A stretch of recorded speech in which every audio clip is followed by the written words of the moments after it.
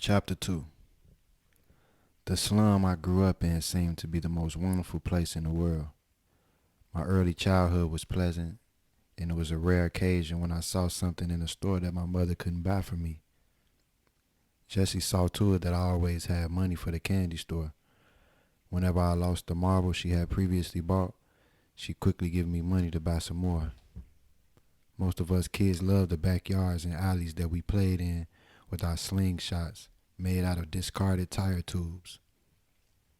We overturned garbage cans in the hope of startling a good-sized rat so we could shoot at it with our homemade slingshots.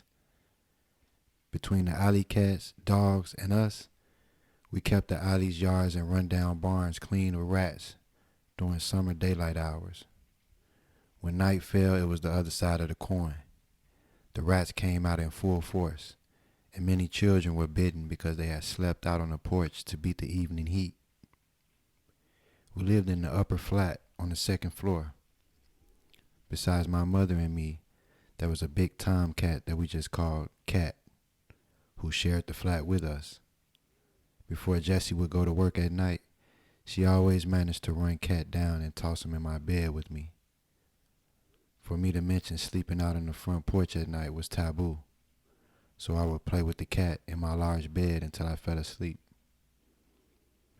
I didn't know it at the time, but she did it because of her fear of rats.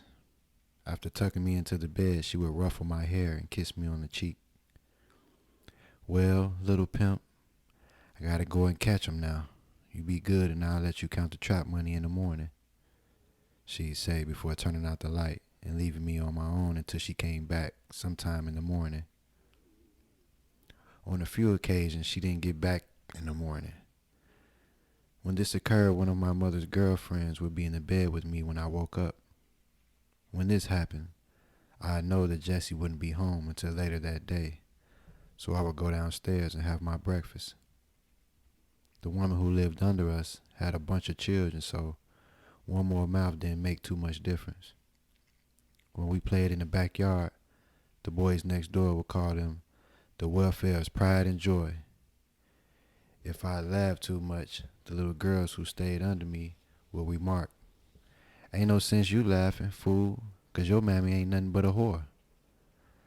I'd look at them and grin.